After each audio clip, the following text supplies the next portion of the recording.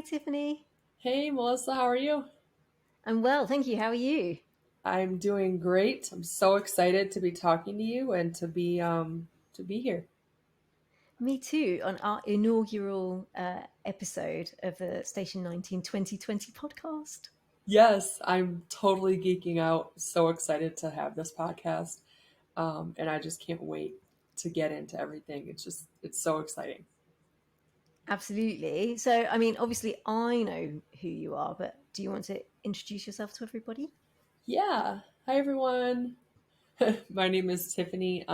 You all know me as Rejoice Out Loud, my brand, where I share poetry and really focus on mental health.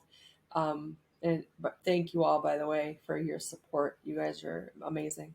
Um, Most of you found me because of my interview with Danielle, and I appreciate you all supporting me since then. Yes, that amazing. I still watch it and can't believe that it happened. Um, but and you guys write me all the time how much it helped you, and I really, really appreciate it. But for me, who I am, my job is a nurse. I wish I could just write all day, but I'm a registered nurse. I'm also a mother of two little boys, Abraham and Obelix. I am married and I live in California. We just moved here about 4 months ago from Michigan. Um, I do have some European roots though. My mom is from Germany, so I have some close family ties. But that's about it from me. How about you, Melissa? Tell us about yourself. Well, I live on the south coast of England. We live literally about 5 minutes from the water. So I'm a complete beach rat. So if I can be in the water, I will be, but I am not going to be in the water in these temperatures because it's freezing here. And I'm definitely a fair weather water kind of a girl. Yeah. I am also a mother to four beautiful children between the ages of 10 and 19 months. Um, Two boys, two girls, all very, very hairy, all with four legs. Um, and that's the way it's staying. And Other than that, I guess I'm a musician. But it doesn't pay the bills. Law pays the bills. I'm a lawyer. I'm a civil litigator. But there's a reason that I put that last on the list. We don't like to advertise that Right. one too much. And I'm also a giant Station 19 nerd. Hurrah! Yes. Which is Yes. which is how I found you. But how did you find Station 19? Yeah. It's not a happy story beginning, but I was struggling really, really bad with it was undiagnosed postpartum depression at the time, um, and postpartum anxiety, and I was just having a really hard time. And my mom came over and was checking on me, and she watches shows. She doesn't like sit down and watch shows when they come on TV. She always goes on Hulu and tries to find a series that's like already ended so she can just sit and binge it and like watch, Yeah, yeah. watch, watch, watch. And so she came over and she was like, "Can I put on one of my shows?" And I kind of rolled my eyes because I know she does that. And I'm like, "Yeah, whatever." And so she put it on and I was just scrolling on my phone and like hearing it in the background. And all of a sudden I started watching it. 20 minutes in, I was like looking up who all the actors were and is this show still on? And I got to watch this. When is it on next? I was hooked. I was just, they got me. And it became something that actually really helped me and inspired me. And that's why I had Danielle on my podcast because it, one, I wanted to thank her, and two, I wanted to kind of show everyone that things can help, and Station Yeah. 19 did that. So, how did you Awesome. find it? Can Oh, you remember, first of all, can you remember which episode it was that got you hooked? yes, it was the one before Luke died. So that's the Yeah. one that she was watching that I wasn't paying attention to. I remember looking up at the screen when he was walking with flowers. Oh And then he yeah, went, yeah. And yeah. yeah, And and then they like the drop. scene when Levi from Grey's Anatomy brought her the flowers at and said these were meant for you. I Oh was like, yeah. I was done. I was in. I know. Yeah, that's not an easy watch. That's not an easy watch. No, just no. It just the writing, the cast. They casted it so beautifully. It's just not many shows are like this show anymore. No, So, no, I agree. I um, agree. yeah. But how about you? How did you find our the reason we're here? Well, Karina DeLuca was my gateway drug. So I was a Grey's fan, specific, and I loved Karina. When Karina came in, I thought it kind of lifted Grey's. She was sort of transformative because she was so light and funny, and she just brought like a freshness to the show. But there was also like a sweetness, and then a depth there. And then it was kind of sexy. It felt like she'd phased out of Grey's, and I had absolutely no idea that she was on Station 19, and that was probably why she'd been phased out. And then because YouTube stalks me, they That was you. I know, right? And I went on there to like find, I don't know, like a chickpea stew recipe or something, or I don't know. And there was a like a thumbnail, and it said, recommended for you. Why don't you watch this video? And it was like Myra and Karina, like their story so far, or something like that. I don't know. But the thumbnail, I looked at the thumbnail and I was like, oh, the brunette looks just like Karina DeLuca from Grey's. Oh wait, she's called Karina too. Hold on. And All of a so I sudden, I kind of, was like, yeah, I'm like ding ding ding ding ding. So I clicked into it and then heard the Italian accent. I was like, it is Karina, it is. And so then I was like, what's this? What's the show? I have to watch this show. What's this show? yeah, And I will be honest and say that I started at episode 305 because that was the first episode that Karina was in, and that was the only reason I was bothering to watch. But by understandable. the end, right?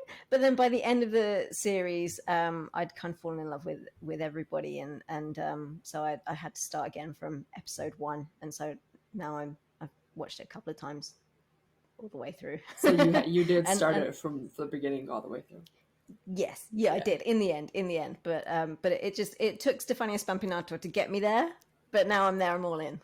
yeah, yeah, and completely understandable. Her talent, and I mean, yeah, we can all admit she's gorgeous. But I her mean, is she? Is she? right? I Are you hadn't on the edge? Not honest. quite sure. I mean, I hadn't noticed. Now you point it out. I mean, maybe she's okay on the eye. A little bit of a looker. Um, She'll do. She'll do. but her performances are just Oh astounding. She's amazing. yes, she's got some acting chops for sure. She does. Yeah. So I'm so glad that I don't know who did it. They deserve some kind of award. Who looked at Danielle and Stefania, Maya and Karina, and was like, "We should make this a love interest because their chemistry is just Oh, it's it. ridiculous. It's crazy. You don't find that on shows like that. Nope. So No. No. that It's it's absurd. just awesome. But Yes. saying that you started it, I mean, it's funny. We both started the show in the middle somewhere, Yeah. and then we both fell in love with it, and then went back, which is funny because that's kind of how, just for our listeners, we're gonna do this, right? Yeah. We're gonna start our episodes with season 6, episode 8. I know a place. But just so you know, listeners, hang on and follow us because we will be going back to season 1, episode 1, and releasing those as well. So I think that you guys are going to love it because you can get right now hot off the press content. And then when you're bored this summer, when we're all going crazy waiting for it to come back on, that's when they can listen to season 1, episode 1, Exactly. You right? can go back to the beginning with us. We'll all go back to the start all Yeah. together, and Yeah. and we'll go through it all again. Yeah. And I mean, it's awesome because that's what we all do when we're on hiatus. We all go back and watch it from the beginning again. Most people go back to season 3, episode 5, and start it from there. Let's For just be. legitimate reasons. I mean, I literally have sat there with my remote, watched an episode, and then gone through which one is the next one with that one scene with Maya and Karina. Okay, that's the one I want to watch now. I've literally done that before. Look, I think we all we've got to have. get our comfort somewhere. We do. We do. But shall Yeah, we dive yeah, in with yeah. Let's go.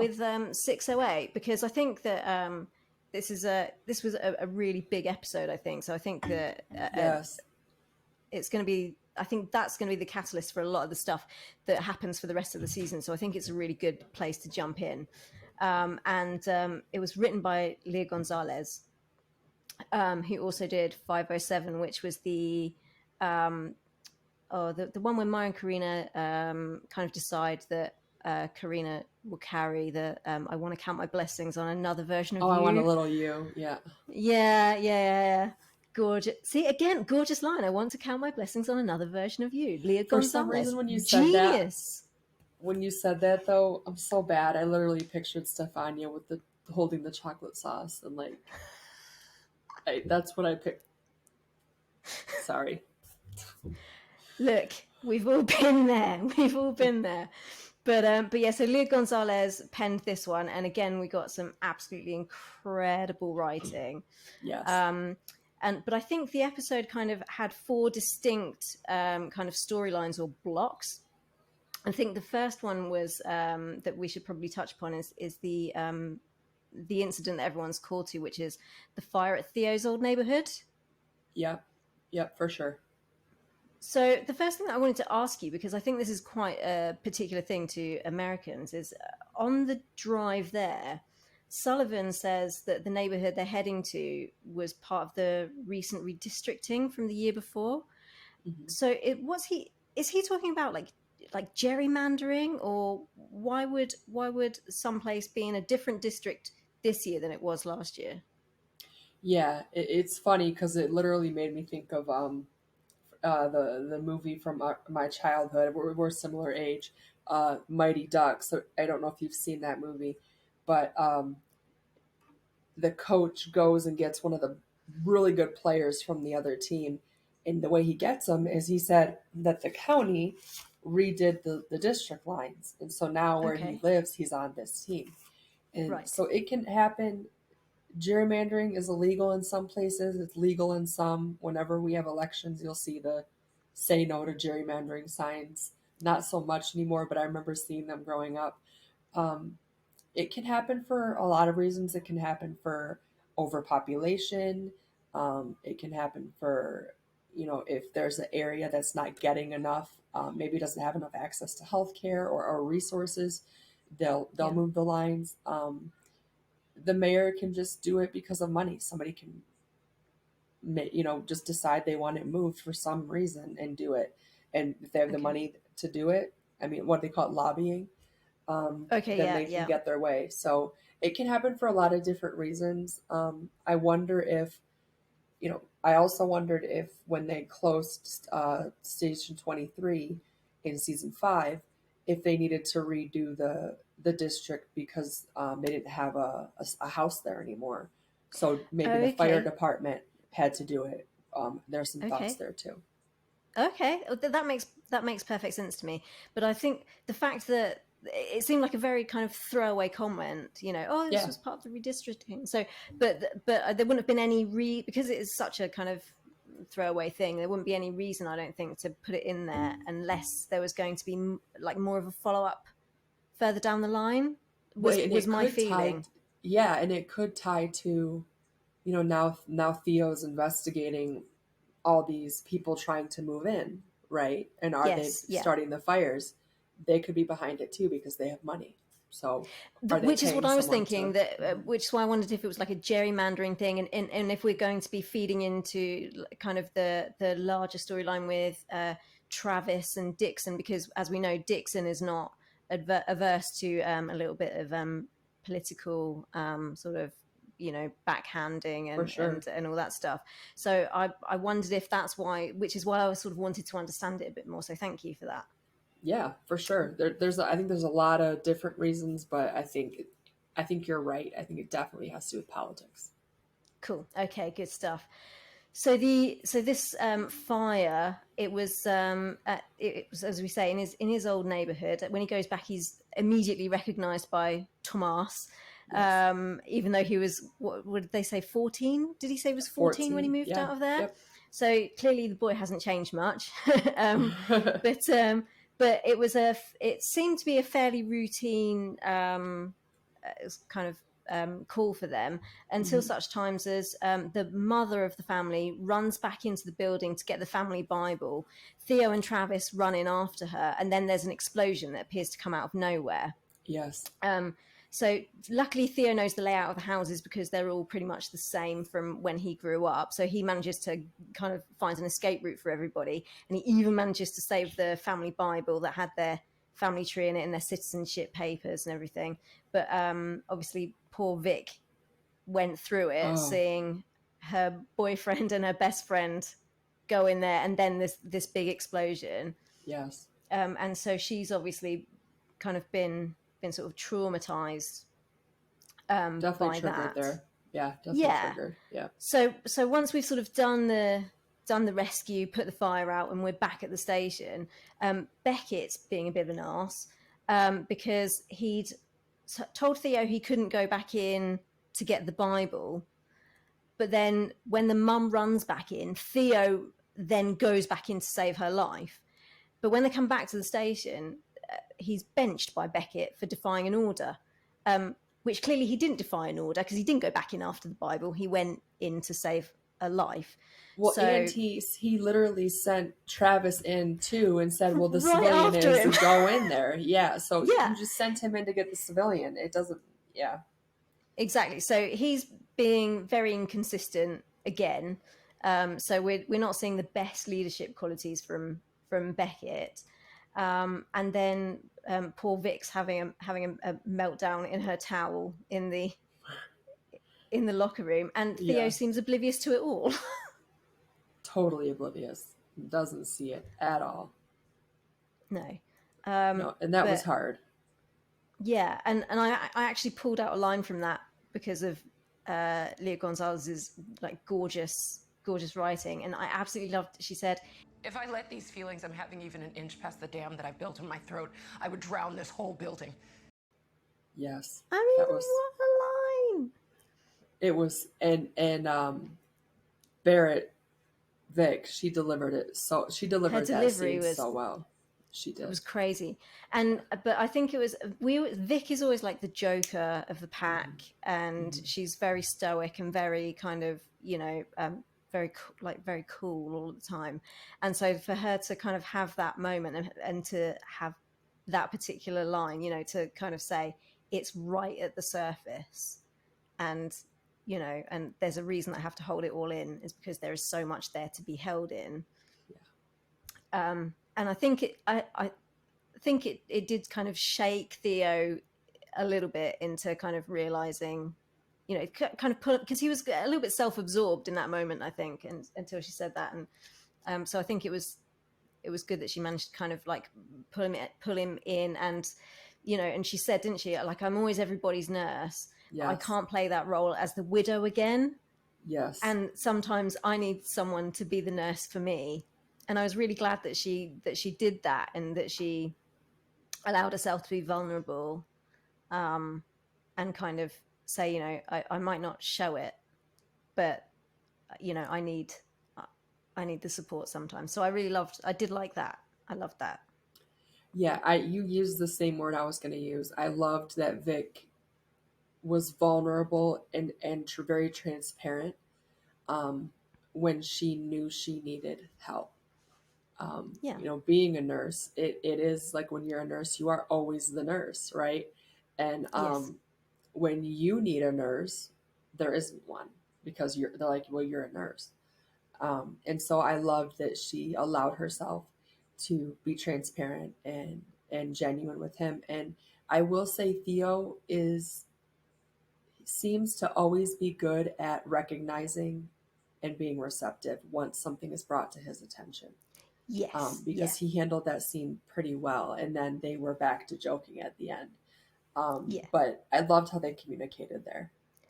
Yeah, they are actually really effective communicators. I do appreciate that about them. Beckett, on the other hand, is horrendous, and so Andy appears to be the only person that has any time left for the guy at all. And so she went storming into his office. I love that she said to him, you know, I actually like you, right? Like, yeah, it's a party of one, Andy. It's a party of one. Right. But you know, and kind of said to him, you know, we need leadership, we need a North Star, you know, and you know, and he basically says, well, I'm not about that. It doesn't matter what I do. You all guys think I'm a monster, so I may as well be the monster that you think I am. Get out. And then he goes straight to the bottle after he's 30 seconds previously said to Andy, I even gave up drinking for you guys. Yeah. So, and like, I see that people are giving like a lot of duty to Maya for giving him that bottle of booze. I think, was it episode two of the series, I think? Or was it the first? Was it 2 or 3? Was it the first? I can't remember, but I remember it was early in there. It was very early in the series, and I remember her saying in one of the lives that it was a tag on, that they actually like shot it a couple of weeks after they'd shot the bulk of the episode. Okay. And for me, quite honestly, I think it was lazy and poor writing to do that. I don't think it reflects Maya's character at all. It seemed like a really weird move. But either way, go ahead. Well, I was going to say that people on social media are saying that Maya was the catalyst for him to start drinking again. But my feeling is that he never stopped. Mm-hmm. Because when he's kind of looking in all the places for the booze, like he's always got a constant stash for me. And he was chucking back the mints in the first part of the season as well. Yeah, like so constantly. I think that was to cover up the smell of the alcohol. So, but I'm just wondering where that's kind of going to end up as well. His dependence on alcohol. I'm going to say one thing about that, then I'll go back to the Andy and Beckett. Yeah. Do you think that they were trying to show how poorly her mental health was when she did that? Maybe, but it didn't. I think that the way it was done, because even when she's at her worst, she's not usually that vindictive. Yeah, like manipulative. She can be very offhand. She can be nasty. You know, like kind of say mean things. You know, she can be a bit like acerbic. But that, I mean, that's just, if someone, you know that someone has a problem with alcohol and you give them a bottle. Now, whether or not, you know, obviously it's down to him whether he puts it down the sink or puts it in his filing cabinet for later. That's down to him, you know. But to literally hand somebody the poison that they're using to slowly kill themselves is pretty vindictive, and so that's why I just think that it was, even in her mental health crisis, I don't think that's Maya-like behavior. So it just doesn't fit for me. Yeah. But no, and I can definitely see that that was a rough scene. I know I had someone write me when I was doing the interview with Danielle, I almost said Maya, and I didn't see it. I didn't get to it until after I interviewed her, because I got so many messages before, people wanting me to say things. And somebody actually wrote me and said, can you please ask Danielle how she felt about that scene? Because the person who wrote me said that their father is an alcoholic and has tried to recover, and it really bothered her a lot, the person who wrote me. Yeah. And like I said, I didn't see it in time to ask, but it upset quite a few people, that writing. And you know, and understandably so. Yeah. You know, but I think it was, I'm not really sure why they made that choice. It seems like a very left of field choice, but there we have it. Okay. As for Andy and Beckett, am I the only one that when Andy came in, I thought she was being a little flirty, or maybe trying to, like, I don't know, maybe she was doing that just to get his guard down a little bit.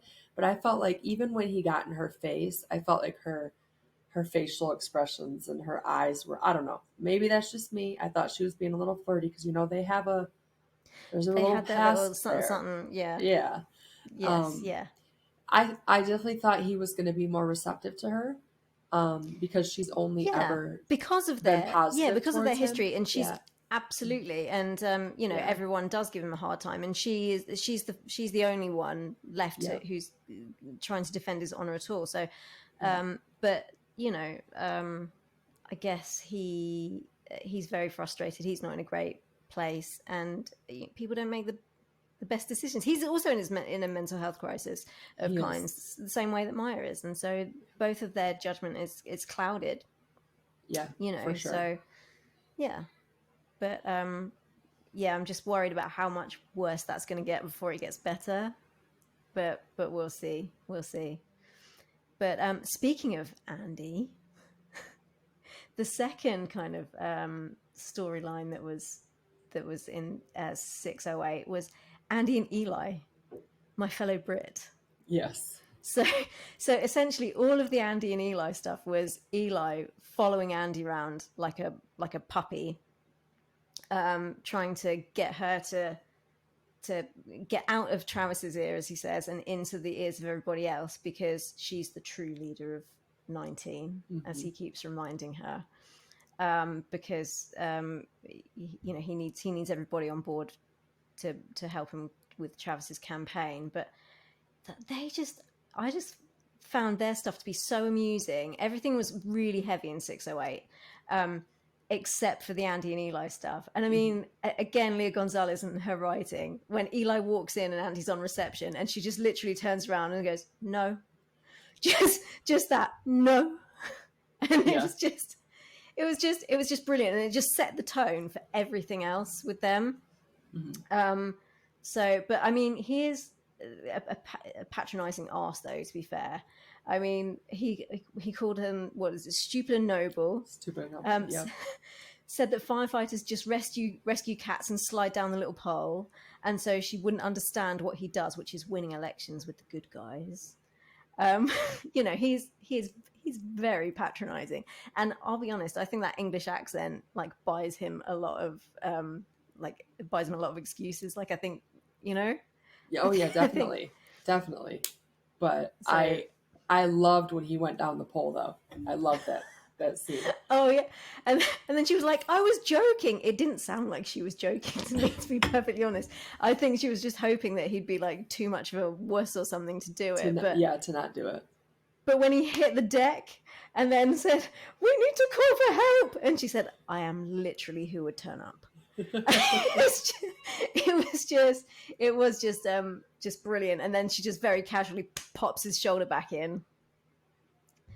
Yeah, that was so funny. Yeah, and we needed that. Oh, and then she he got what he wanted out of it, though, because she gave him 72 hours grace. She said that she was going to lay off him for 72 hours, and she also noticed the swoons. We've seen the swoons coming. We've noticed that Eli has noticed Andy. Now Andy has noticed that Eli has noticed Andy. Yes, it's unraveling now. The flirting has gone on for long enough. Now we're starting to see something. Yeah. So that was kind of the light relief, and then we get a mixture of light relief and heavy duty stuff from the Dixon v. Ross storyline. So did you want to kind of like dive into that a little bit and tell us how that went? Refresh my memory. So we see, well, we started out with Dixon in her office. That's right. Asking basically his manipulative, conniving self, trying to get her to stand with him at the town hall. And, you know, Ross is coming across very confident, like, you know, my department wasn't in that newspaper. That was you. You know, Jamal got home because of us. And I loved that. And then, of course, Dixon whips out what we've all been wondering is when he's going to do that. We knew that he was going to do that. that his wife Kitty is talking about getting lawyers because of the HIPAA violation. Right, with the Crisis One Yep, call out to when she leaked the was story. when she was drunk and they got into a bit of a domestic, and that's right, yes, Yep, yeah, yep, and there we go, it was Eli again yes. that Eli leaked leaked the the story. story. Yes. And we hear Chief Ross say that she'll stand with him, and I remember thinking she's not going to stand with him, right? Right. Like just thinking I there's was hoping that yeah, she was going to kind of stick it to him once they got there. There's I was living in hope. yeah.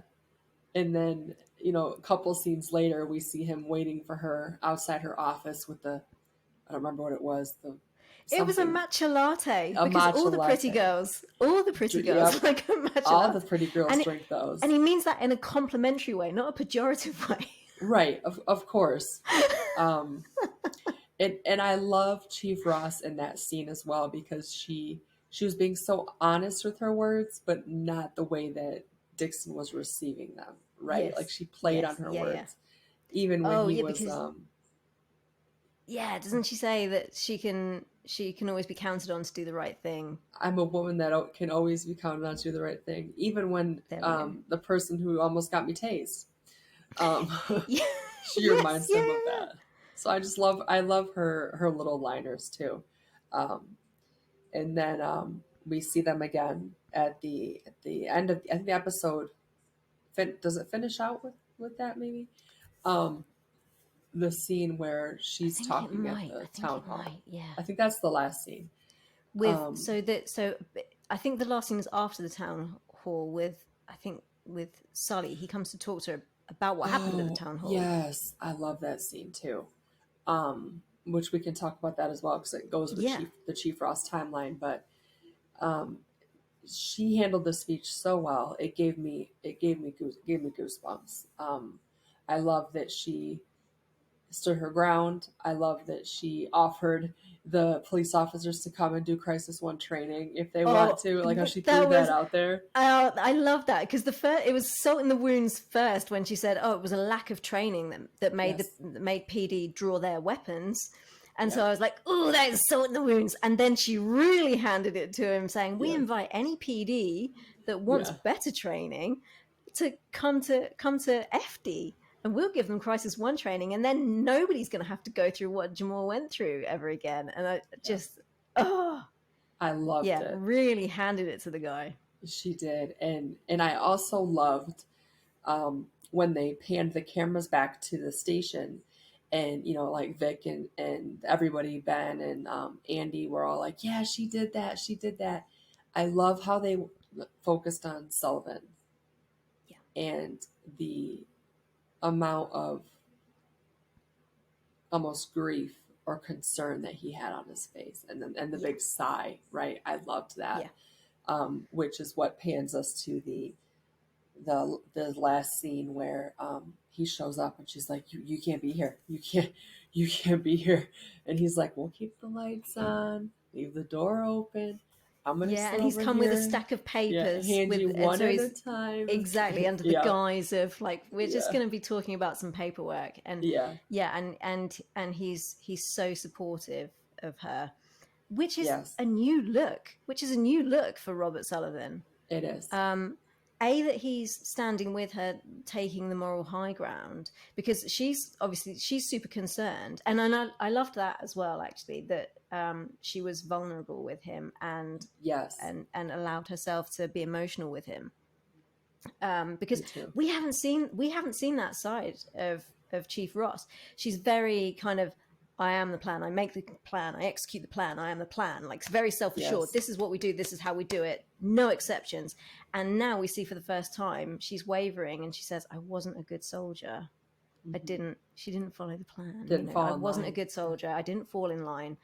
And now I've made an enemy of Dixon for myself, but I've also made an enemy of Dixon for 19." Yeah, And so she's kind of cut up, and she's as far as we can see for the first time unsure in herself and in her decision making. So, but and again, Sullivan joins her on the moral high ground and says to her, "No, you've done absolutely the right thing." Yes. When he said my love, I was Yeah, yeah, I love them together. I know there's people that don't, but I think they have amazing chemistry. I love Merle Dandridge for the role of Chief Ross. I think oh she yeah, executes it, and I just love the chemistry that Ross and Sullivan have. I worry what's going to happen with it. I just yeah, hope that it doesn't affect her as chief, because I love the powerhouse that she is as chief, yes, and yeah. I would hate for the writers to let it go down because of a man. I know it's not just a man. I know that they're in love, but you get what I'm saying. Like, I I would hate for it to completely get lose what you for say. that. Yeah, absolutely, absolutely. For yeah, but I too love them together, and I think what's so great about them is that they immediately understand each other. They've got this shared history. They've both got the same kind of background and outlook, having been in the military.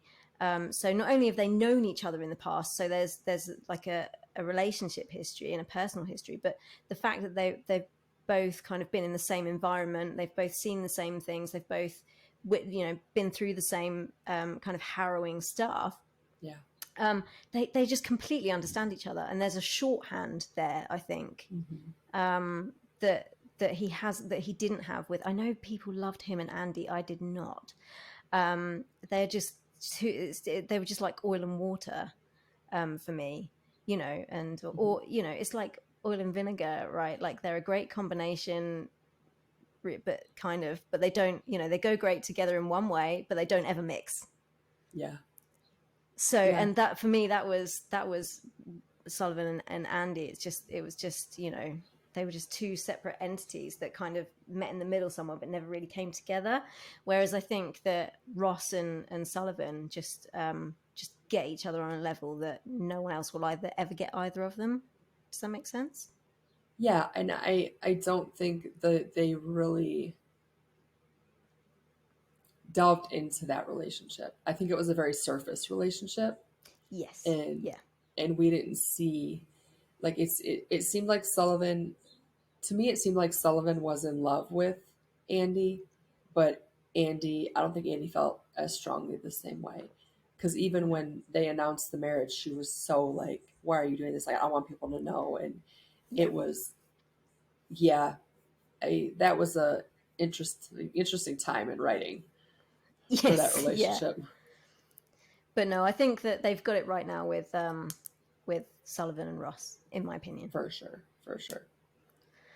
Okay, so the real kind of meaty part of the show, Yes, Maya. the part that they're all like, why aren't they talking about Maya and Diane?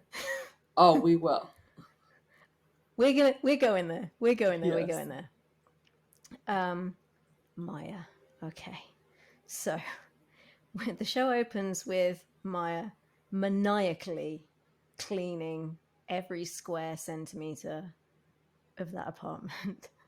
And Yes. nobody cleans with the determination, zeal, and fervor than a person who's trying to avoid their life. Yes. So, Yes. Stress but cleaning.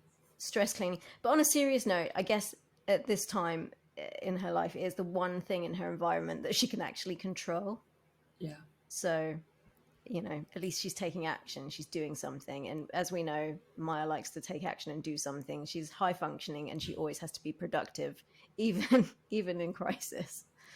The first thing I thought when they opened that scene up was, what is she trying to wash away? What is she trying to remove evidence of? Yeah.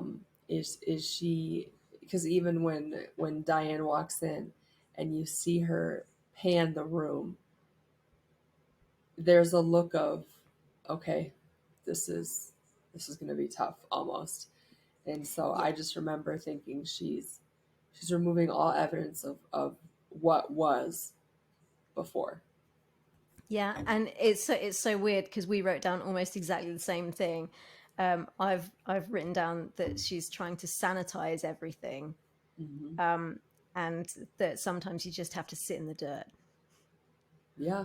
Yeah. Right. So yeah, so so yeah, but bless her, she goes from maniacally cleaning to maniacally moving furniture, Yep. and Diane kind of rightly points out that she's just kind of extending things for absolutely no good reason. Like all the while she's avoiding talking to Diane, she's just pushing the way back to herself, the way back to life, further and further away. She's just delaying the inevitable, and Yeah.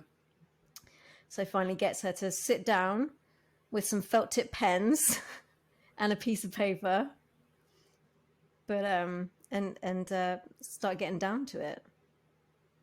Yeah. And we found out we finally found out how she fractured her ankle in the or sprained her ankle in the Oh, the Olympics. sprain the ankle. Oh, I mean, haven't we all like got some kind of soft tissue injury chasing a girl? Like, is that not a thing? If we not, It was just so funny when she.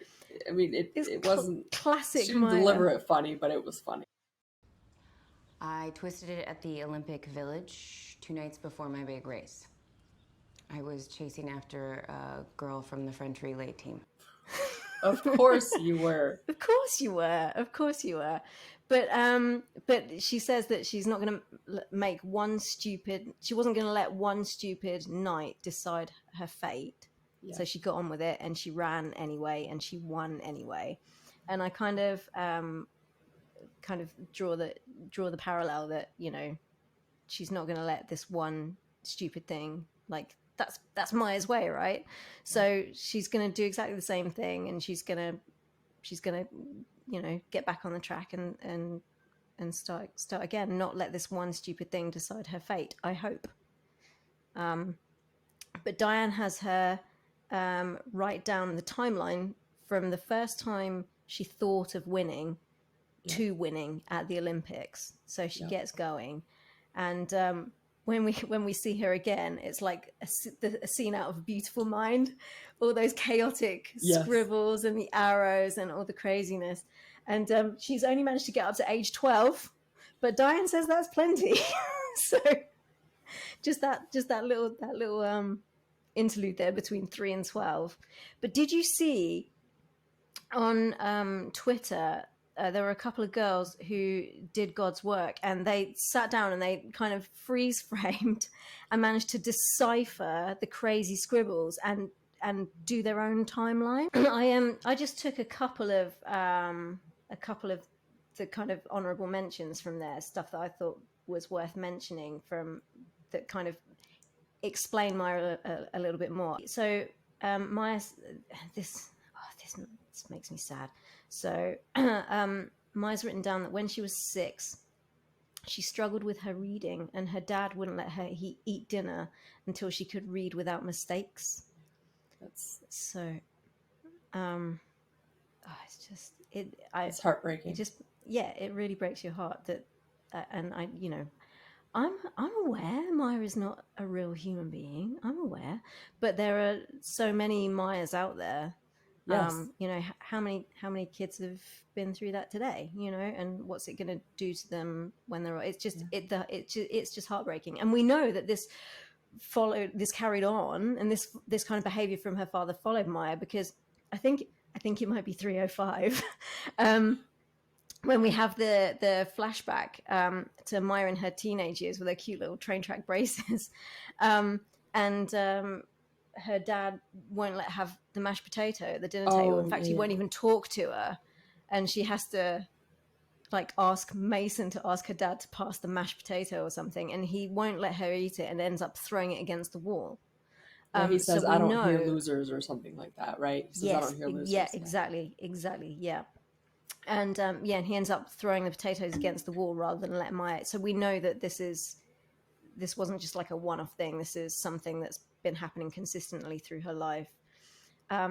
When she was 7, her coach tells her dad that she has talent for a girl. And then when she was 9, she starts cross country and wants to quit cross country, but her dad tells her that only losers quit. We find out that she's wanting to be an Olympian since she was 10. She did a presentation on what she wanted to be when she was older, and she says an Olympic athlete. And then the other one that made me sad was when she was 11 at soccer camp, no one would pass the ball to her. And she also says that that's the first time someone says that her dad is intense. So she doesn't even realize until she's 11 years old that her father's behavior is not behavior that people expect from a father, that he's an intense guy. So, you know, but that doesn't even occur to her until someone says it to her when she's 11.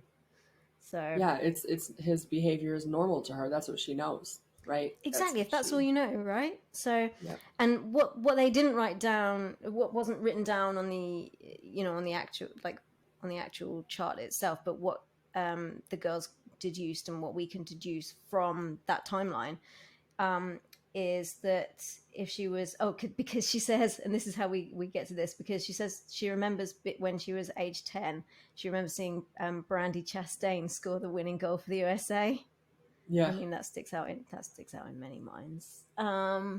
But so if she was 10 and that was 99, then she was born in 89, which makes her 32 now, allowing for the hokey, like Station 19 all over the place timeline. Right. Because there's 3 weeks between the close of season 3 and the opening of season 4. And then there's 11 months between the closing of season 4 and the opening of season 5. And then we've got another 6 months between season 5 and season 6. So I don't know if they're in the future. I don't know if we started in the past. I think it might be like 2025 in Seattle right now, but that's so funny. But allowing for the weird time jumps, we can surmise that Maya is 32, which makes her 6 years younger than Karina, and that she was 23 when she won the gold in London. Oh, and I wore, in honor of Maya, I don't know if you can see this, but this is a London 2012 Team GB hoodie that's been in my cupboard since 2012, and this was the most Station 19 reference I could get, was wearing my 2012 Team GB hoodie. So there you go, Maya. I'd have watched you. That's cool. But I love that there was like that little bit of, in amongst all the heaviness, Leah Gonzalez. Tiffany, why doesn't she write all of the episodes? Every single one. I would be totally happy. Because we have this tiny little bit of light relief where Diane asks Maya to read out the timeline, and Maya says, "Oh, that feels a little bit patronizing to me." And Diane says, "Well, you feel a little bit exhausting to me." And Maya's like, "That's fair. I'd like you to read it." That feels a little patronizing to me. You feel a little exhausting to me, so we're even. Fair enough. So then we get Maya's backstory that her father got mad at her her cousin for losing a race. Yeah. And that it was at that point that she realized that her father's love depended on her being a winner, and that's how it stayed throughout their relationship, and how she's dealt with every relationship. We find out that she feels she's only worthy of love if she's winning. So, and that scene with 3-year-old Maya was so, Danielle just killed that whole on the floor sobbing that she doesn't want to lose. Oh God, that and it felt to me like she'd regressed. The way she was saying, "I don't know, I don't want to." It was almost like a 3-year-old tantrum, kind of. Yeah. The way she was like crying, and she said, "I don't know why," because the tears had started to come, and then the over and over, "I don't want to lose, I don't want to lose, I don't want to lose." You know, and the way that she asked for ice. "I need ice, but my ankle, but it hurts. I need ice." It was just like it was like she went back to being like this. desperate, petulant child. Mm-hmm. And yeah, it just absolutely broke my heart. And it was just, it was ridiculously well written. It was so well written. And I mean, in Daniel Savory and Tracy Toms more than did the words justice. They did. The chemistry between them is undeniable, and I truly believe that Danielle was filming that episode when I interviewed her. Because if you go back, she's like, the actor I'm working with right now, we have to have dialogue back and forth, and the tears just flow when we talk. I wonder if she was filming that episode when I interviewed her. Which, as soon as I finished this episode, I thought, man, I wish I would have seen this before I interviewed her, because it was just Yeah. even for the mental health aspect, it was just amazing. Absolutely. You know, and But I mean, she'd be prepared to do a follow-up with you. I mean, but it was, the whole thing was just, I mean, beyond, I think it's some of the best TV I've ever seen, full stop. oh yeah, for to be sure. perfectly honest with you. And I've also seen some comments about a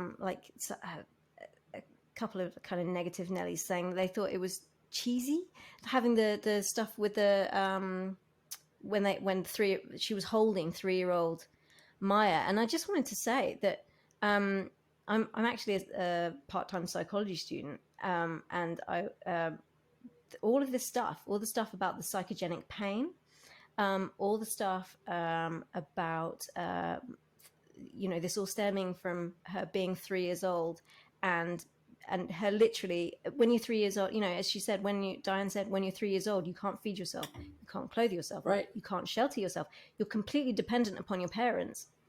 And most parents willingly give that love and attention to their children. It's not something that you have to beg and ask for, but she's had to learn the conditions under which she gets fed and she is loved and she is taken care of. I mean, something as fundamental as food being withheld from a child, if you've got to figure out what you have to do to get food, that survival instinct is going to be strong. And so it makes perfect sense that the demotion signified to her losing, because she'd always had the hope, that because there was an investigation open, and she was absolutely convinced that at the close of that investigation she would be vindicated and she would get her captaincy back. So it wasn't a loss, it was a pause. And as soon as Chief Ross said to her, no, it's not happening, boom, I'm no longer lovable. I'm no longer, I'm going to go straight into survival mode. And so that's why she blackmailed the chief. It wasn't out of, it wasn't just out of petulance and, that job is rightfully mine. It was like, I will lose everything. I literally will die. Yeah. Right. It was that drastic. Yeah. Because it's the little 3-year-old kid that's saying, if we don't do this, we're going to die. And so she took the most drastic measures, and all of this is, and the psychogenic pain, when she was saying, my ankle hurts, my ankle hurts, my ankle hurts, I need, and then as soon as she's snotted on Diane, as she says, and, and got it all out, the pain's dissipated. Yeah. Because it was psychogenic pain. And now that, she's kind of opened the floodgates and let some of the psychological pain out, the physical pain has gone. And the holding of the 3-year-old child, that's a tried and tested common therapeutic process. And I actually know somebody who had literally just kind of met their inner child, like literally a couple of weeks before Maya went through this process, and it actually was watching this the show was a conduit for this person to open up to me about their experience of meeting their inner child. And it's usually through a guided meditation, but it's tried and tested, and it's so it doesn't normally happen as quickly as it happened Right. for Maya. It's usually a weeks and months long process. But all of that stuff is exactly what somebody with Maya's mental health issues would go through with their therapist. So it's all legit, all of it, and it was absolutely beautifully done. It was. It was beautifully written and beautifully executed by Diane and Maya. I just and you hit like I wanted the physical pain and emotional pain was powerful to me, and then being lovable, win or lose, and then I love that Maya was able to rest. I love that they panned back and showed her in the bed with the little 3-year-old Maya and Yes. just resting. Yeah. That was a beautiful way to kind of put the bow on that. Yeah, absolutely. That one. So, yeah. And the other thing that the other thing I noticed with that whole the whole thing with Maya and Diane as well is Diane's come there because FD's mandated it. And she says to Maya, you have to do this if you want to get back to work. Then she says to Maya, do you actually want to get back to work? And then at the end she says to Maya, I think that I can clear you for desk duties if you want to ease in. And on none of those occasions when Diane mentions work does Maya respond in any way. She kind of completely blanks the whole work sitch. Yeah. But what we do hear consistently is, I love my wife, I miss my wife, I want to call my wife. What do I do? Yeah.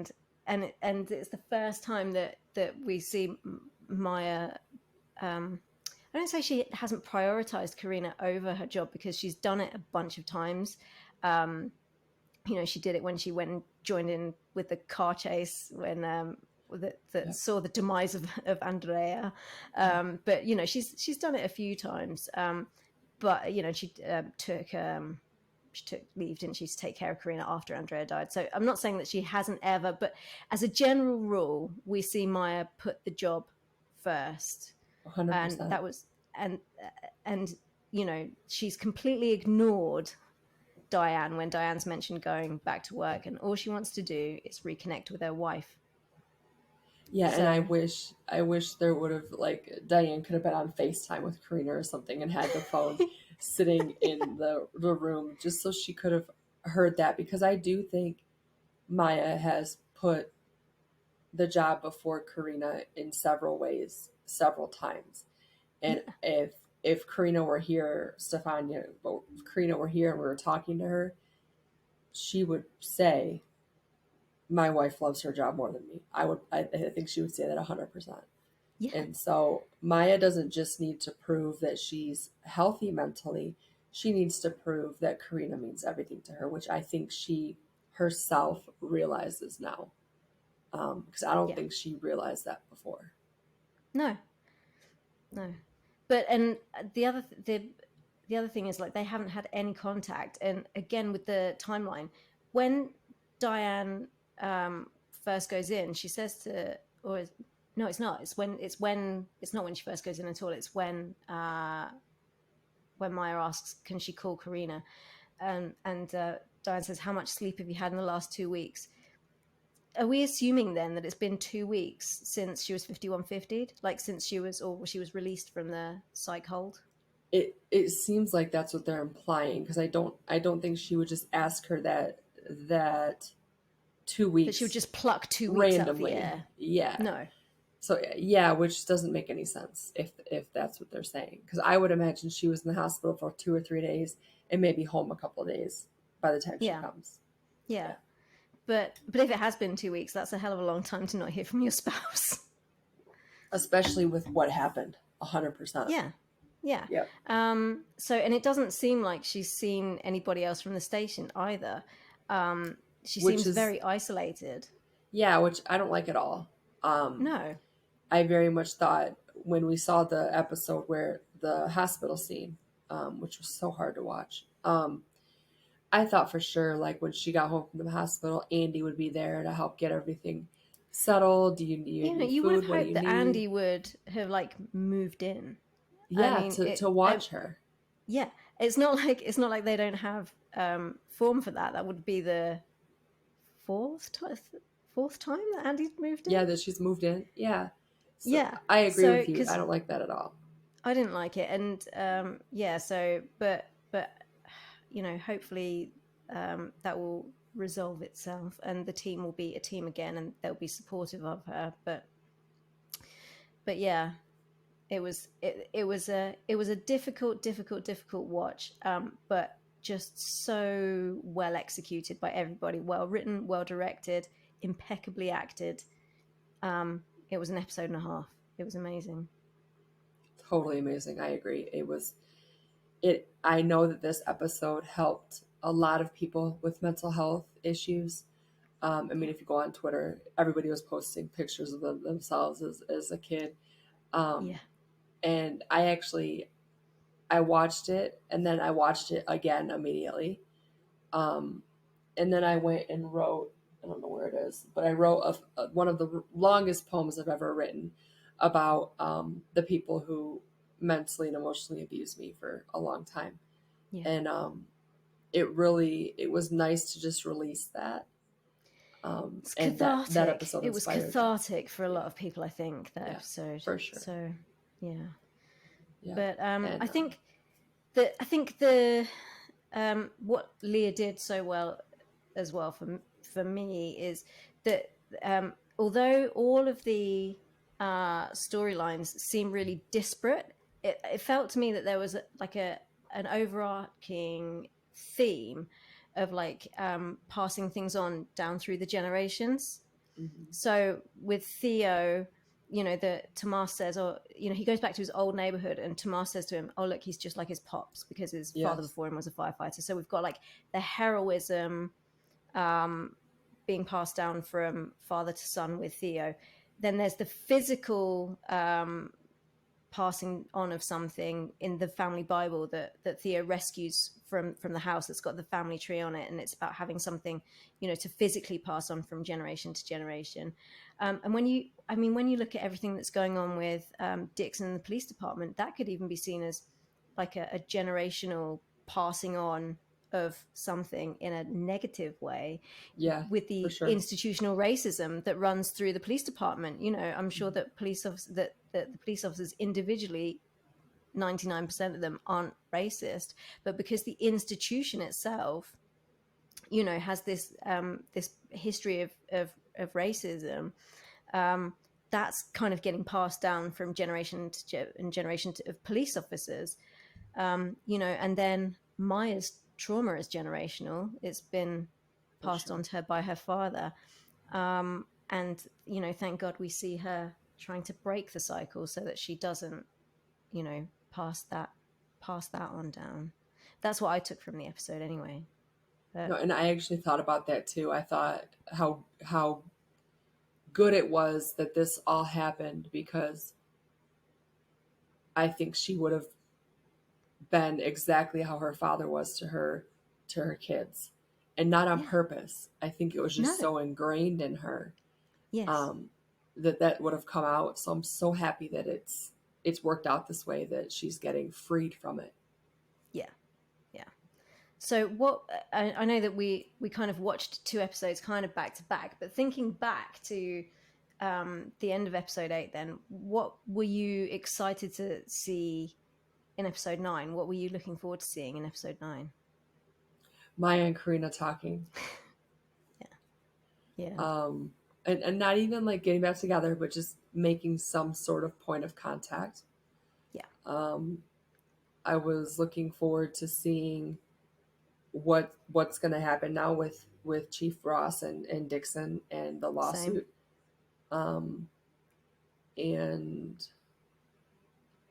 wondering when Andy and Eli are going to get together, because the flirting is every episode.